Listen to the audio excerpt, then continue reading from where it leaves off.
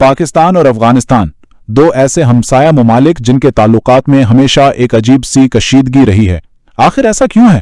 یہ سوال ہم سب کے ذہن میں اکثر آتا ہے۔ چلیں آج ذرا اس معاملے کی تہہ تک پہنچتے ہیں اور اس کی تاریخی جڑوں کو سمجھنے کی کوشش کرتے ہیں۔ عام طور پر جب بھی بات ہوتی ہے تو پہلا خیال یہی آتا ہے کہ شاید مسئلہ پاکستان کی طرف سے ہے، جس کی وجہ سے یہ تعلقات کبھی ٹھیک نہیں ہو پائے۔ لیکن ذرا ایک لمحے کے لیے سوال کو الٹ کر دیکھیں، کیا ہو اگر اصل سوال یہ ہو کہ افغانستان کی پاکستان سے کیا دشمنی ہے؟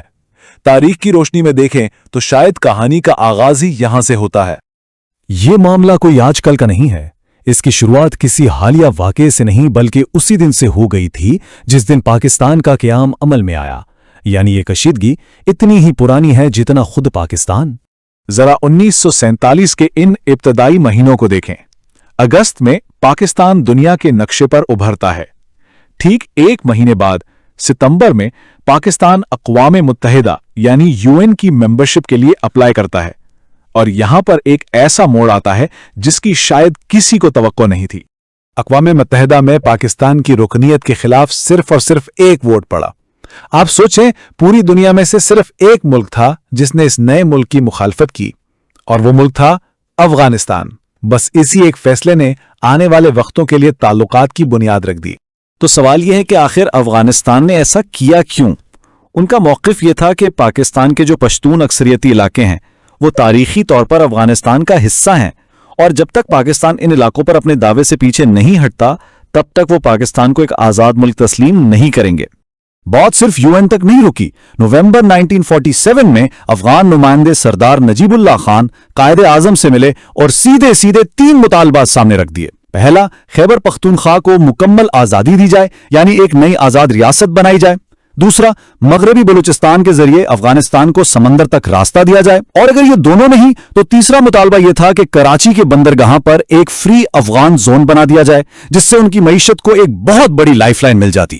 اور یہ کوئی وقتی جذبات یا اس وقت کی سیاست نہیں تھی، یہ مطالبات آگے چل کر افغانستان کی خارجہ پالیسی کا ایک مستقل حصہ بن گئے۔ حیرانی کی بات یہ ہے کہ آپ افغانستان کی تاریخ دیکھیں، وہاں بادشاہت ختم ہوئی، پھر کمیونسٹ حکومت آئی، سوویت یونین سے جنگ ہوئی، اور اب طالبان کا دور ہے۔ مطلب اتنے بڑے بڑے سیاسی زلزلے آئے، لیکن ایک چیز کبھی نہیں بدلی، اور وہ تھا پاکستان کی سرحدوں کے حوالے سے ان کا بنیادی موقف۔ تو سوال یہ ہے کہ یہ جو اتنا پرانا تنازع ہے یہ آج کی ڈپلومیسی پر، آج کے تعلقات پر کیسے اثر ڈالتا ہے؟ اس کا جواب ہمیں مذاکرات کی میز پر ہونے والی باتوں سے ملتا ہے۔ ہوتا یہ ہے کہ آج بھی جب دونوں ملکوں کے درمیان کوئی بات چیت ہوتی ہے تو اکثر معاملہ ایک بنیادی نقطے پر آ کر رک جاتا ہے، اور وہ نقطہ ہے ڈیورنٹ لائن، وہ سرحد جو 1893 میں برطانوی ہند اور افغانستان کے درمیان طے ہوئی تھی اور جسے افغانستان نے کبھی دل سے مانا ہی نہیں۔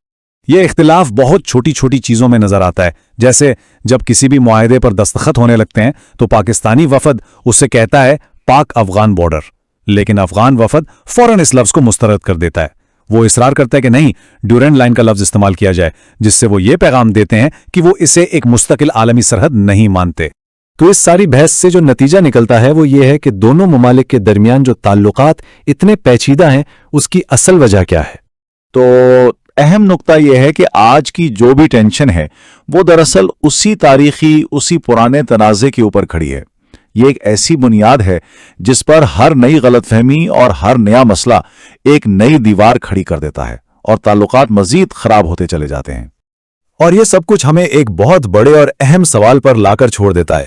19ویں صدی میں کھینچی گئی ایک لکیر آخر کب تک 21ویں صدی میں دو ہمسایہ ممالک کے مستقبل کا فیصلہ کرتی رہے گی؟ To answer that, we have to go all the way back to August 1947, right when Pakistan was created. Just a little over a month later, something happened on the world stage, something that would set the tone for the next 7 decades and beyond. Look at this, the number 1, just a single digit. Seems simple, doesn't it? But back in September of 1947, this one lonely number, it represented a huge, immediate, and very public rejection. And that's because when the resolution came up for Pakistan to join the United Nations, only one country on the entire planet voted no, and that country was Afghanistan. I mean, think about that. At the very moment of its birth, Pakistan's neighbor, a fellow Muslim nation, was the only one to stand against it. So, you have to ask, why? What was their reason?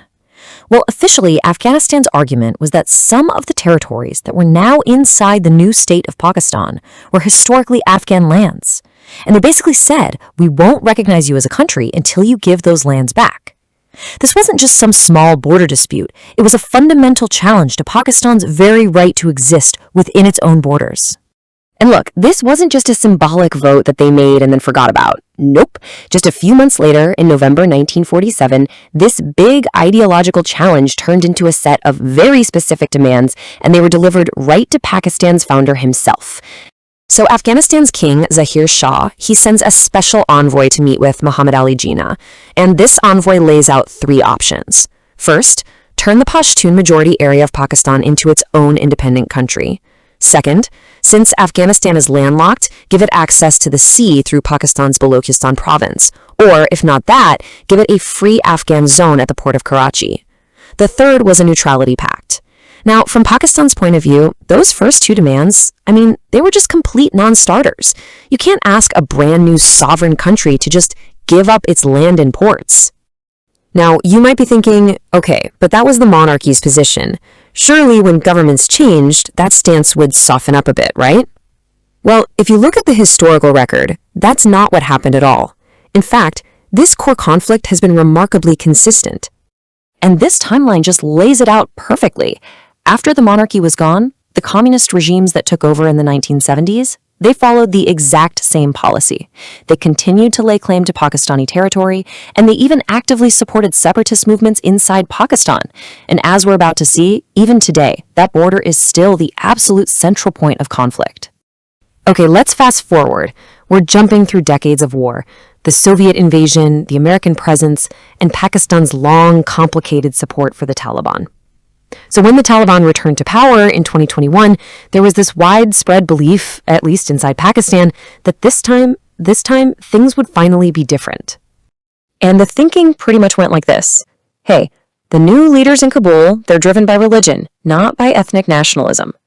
After we supported them for 20 years, they'll for sure recognize that help and, this is the crucial part, finally accept Pakistan's sovereignty and its internationally recognized borders. There was real, genuine hope for a historic reset in the relationship. But that hope, well, it didn't last long at all. Very quickly, all the old tensions started bubbling right back up to the surface. Clashes started happening at the border again, and it became painfully clear that the fundamental disagreement from 1947, it hadn't gone anywhere. It had just been lying dormant. And that brings us right up to today, with all these attempts by other countries to step in, mediate, and try to find some kind of path forward. But even with all this international help, the talks have just repeatedly smashed into the exact same 75-year-old wall. You've had countries like Qatar, Turkey, and Saudi Arabia all host negotiations in big diplomatic hubs like Doha and Istanbul. But every single time, the talks have fallen apart, and they've collapsed over what seems like a really simple issue: what to call the border in the official text of any agreement. Right here. This is the heart of the modern stalemate. It's so simple, yet so profound. Pakistan insists that any official text has to call it the Pak-Afghan border because that implies a recognized international boundary between 2 sovereign countries. But the Afghan delegation insists on using the term Durand Line, the old colonial-era name for a boundary they have never, ever officially accepted. And during these recent negotiations, the Afghan delegation's position was made absolutely crystal clear. They said, and I quote, "We do not recognize a border with Pakistan. The Durand Line will be used in the text." So this isn't just about what word to use. It's a direct reaffirmation of the exact same position they took at the United Nations way back in 1947. So when you look at the whole picture, from the monarchy to the communists and right up to the government today, what you see is this consistent, unwavering challenge to Pakistan's territorial integrity, a challenge that literally started on its very first day as a country. And that just leaves us with this huge, lingering question, doesn't it?